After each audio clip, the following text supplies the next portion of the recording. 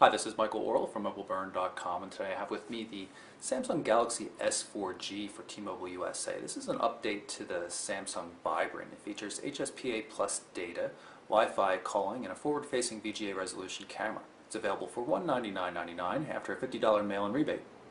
And no, it's not an advertisement for the Inception movie. It's actually the Galaxy S4G's box. The original Vibrant came with Avatar, and as such they've loaded Inception onto this device. So here it is right here. You can see, notice a different back and everything.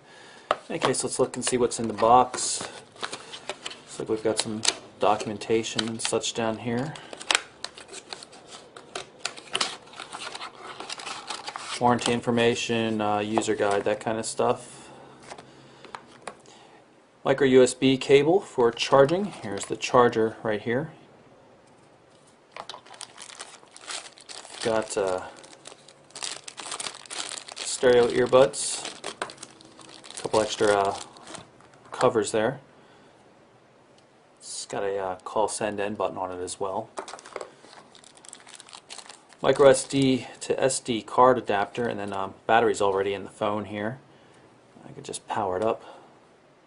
So let's take a closer look at the phone. First up, we have a 4-inch wide VGA Super AMOLED display, really quite nice.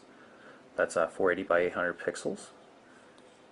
Look on the left-hand edge here, you can see the lanyard loop, fixing point, and a volume control. The device is about 10 millimeters thick, just like the original Vibrant.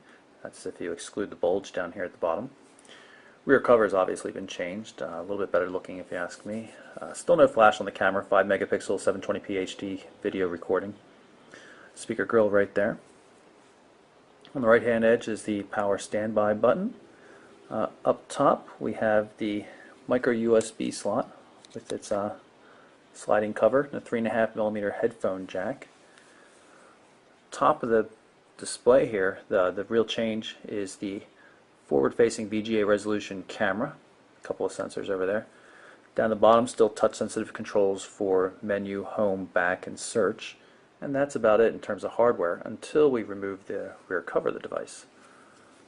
If you pry off the rear cover, see a couple of changes. First off, we have a 1650 milliamp hour battery. It's larger than the 1500 that came in the Vibrant. And there's now a larger micro SD memory card in there. There's a 16 gig card, and the reason that is they've removed the 16 gig internal.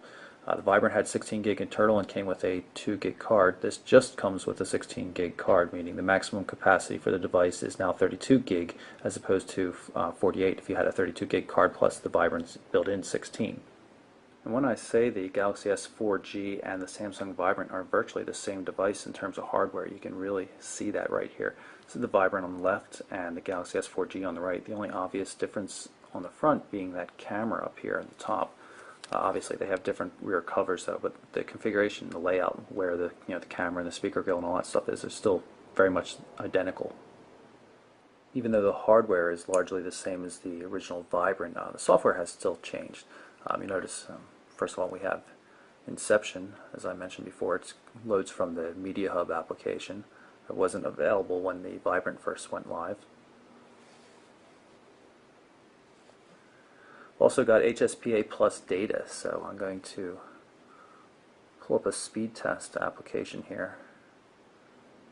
I'm not going to actually run the test here because the signal's particularly weak where I am right now, but with a 2-bar signal I still managed to get 3 megabits per second down and almost 2 megabits per second up, which is pretty good for HSPA data. In the stronger signal areas, 5 down has been really easy to achieve.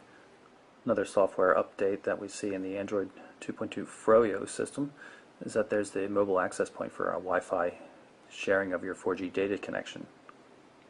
If you're not using your Wi-Fi connection for 4G data sharing though, you can use it for calling. It's not a full UMA implementation or anything like that, but you can use Wi-Fi for calling if you have a relatively weak 3G or 2G signal in your home or office. As indicated by the 7 dots across the top, you have 7 home screen panels you can work with. You can use a pinch gesture to get to a thumbnail view of them, or just swipe back and forth.